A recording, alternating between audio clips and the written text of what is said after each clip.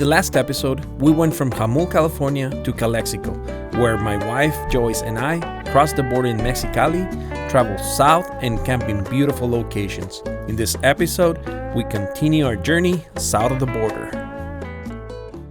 To us, that's where my campsite is, pretty close. Right next to it is this amazing site. Check this out.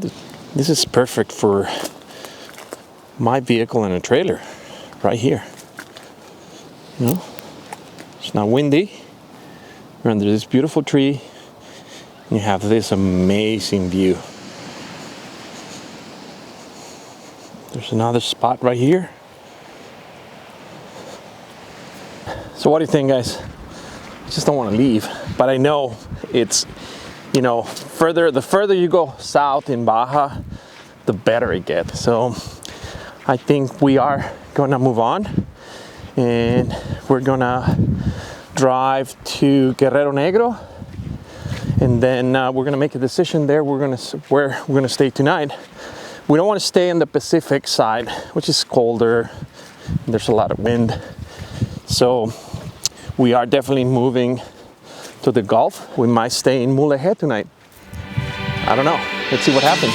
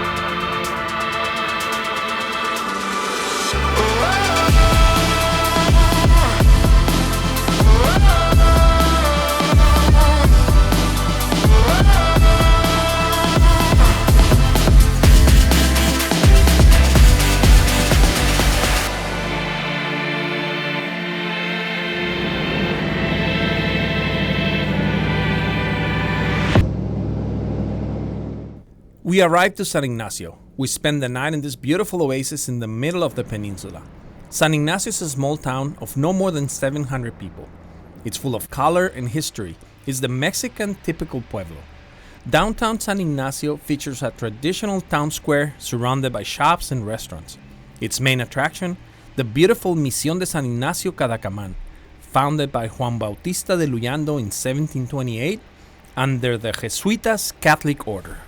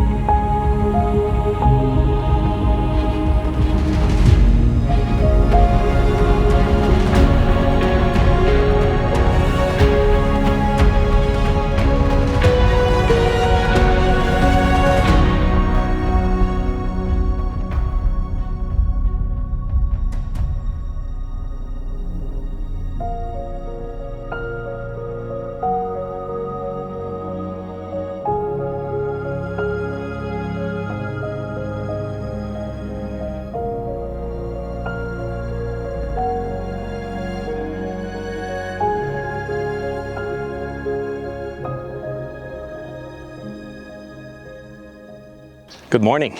Yesterday, after camping at that beautiful spot in Bahia de Los Angeles in Bay of LA, we drove down to Guerrero Negro, and we decided to keep on going. So we stopped halfway, right in the middle of the peninsula between Guerrero Negro and Santa Rosalia in San Ignacio. It's an oasis in the middle of the desert. There is water, there's palm trees like this. And right now we're staying in a campsite. You pay 350 pesos for a night, and you get to spend a beautiful, awesome time in this spot. This is called Paraíso Misional. I totally recommend this place. It's fairly new. They opened it a year ago, and the family's taking care of it, and they're doing a great job. They're doing an awesome job. So I do recommend that you spend at least a day in San Ignacio.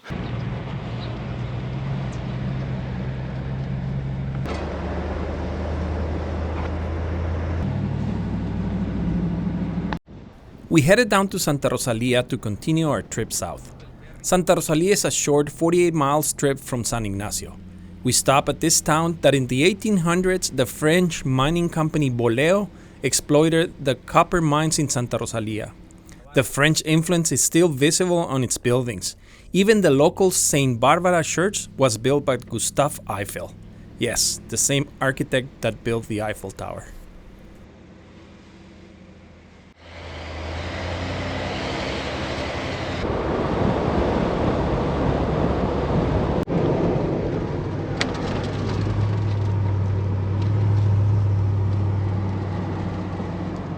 We just arrived to Mulegé, and we are on our way to Playa Requeson, where we're going to spend the night. Hopefully we'll find a good spot, a good campsite.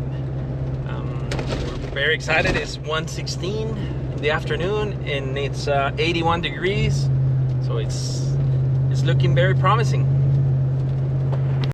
We made it to our next campsite, Playa El Requeson.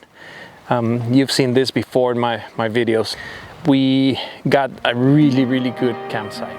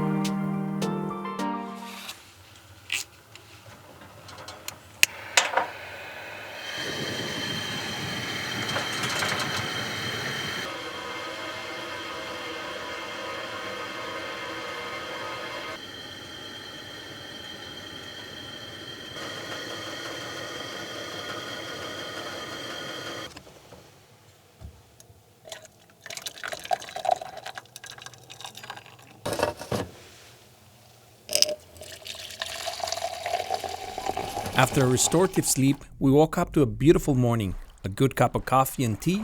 Then my wife Yois and I put our kayaks on the water for a nice relaxing paddling in this beautiful paradise. Thank you, Jesse, for the stunning footage.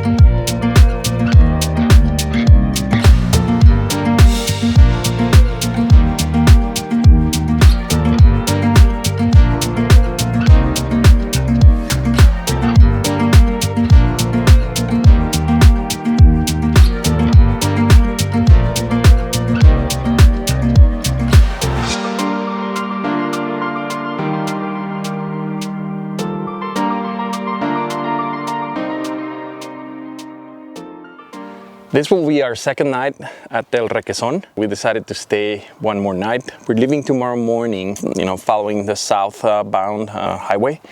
And we're gonna find a couple of beaches that we have already marked on our Onyx app. And I know it's gonna be beautiful, but this place is amazing. So we decided to stay another night. and we just took a shower, warm shower with the Patriots water heater in the Jamesboro shower cabin. It's amazing, dude. Well, I was super excited to take a shower after 4 days of using just the shower pouch. But yeah, we are gonna stay here. We're gonna cook something. I'm thinking of cooking some fish and carne asada tacos. And this is probably my favorite part of camping. I wanna start cooking, and I'm gonna make carne asada tacos and fish tacos. And I'm gonna make a quick salsa on the molcajete. I'm just gonna use chile de árbol, garlic, tomatoes, onions, salt, and a little bit of pepper and cumin. And I don't know if you guys seen this thing. This is awesome. There's a few flies here, so we're taking care of them with this thing. And for the carne asada, we're gonna use, we're gonna make it in the scuttle. And I'm gonna use grass-fed beef, just flat iron steak for the carne asada tacos. And for the fish tacos, I got some fish from a local fisherman here. It's super fresh. I think this fish was swimming in these waters this morning. Check this out. For seasoning, I will be using salt, black pepper, cumin, and garlic powder. I will start by making a simple salsa in the molcajete. First, I will grind the cumin, salt, black pepper, and 2 cloves of garlic. Pulverizing these ingredients with the tejolote brings all the flavor out from the ingredients. Once the mix has the consistency of a paste, I will add 2 or 3 dry chiles de árbol and grind them into the paste. This is the way the base of the salsa should look. This is where the flavor and spiciness comes from. And now, the body of the salsa. I will take 1/3 of a medium-sized onion, chop it into small pieces, add it to the mix, and mash it until soft and smooth with the tejolote.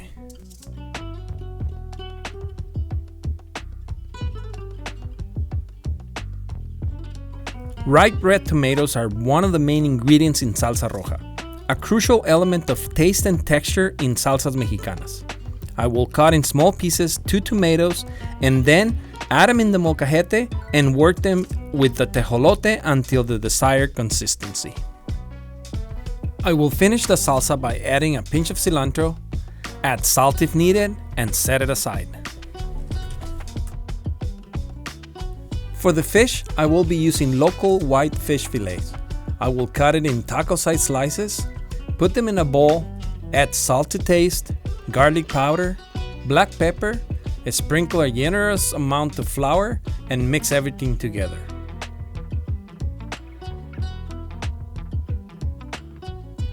I will add cooking oil to the scuttle, enough to cover the fish slices. Make sure that it's hot and add the prepared fish until fried.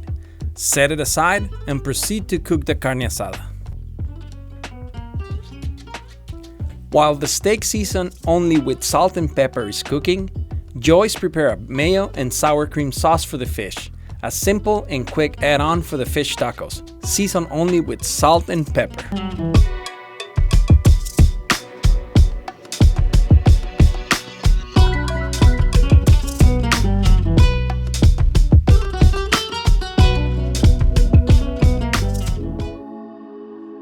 Join me, my wife Joyce, our friends Jesse, Jamie, and Jesse James on the next and last leg of this adventure, where we reach the most epic beach of our journey. If you like this video, go ahead and hit the like button, don't forget to subscribe, and thank you for watching.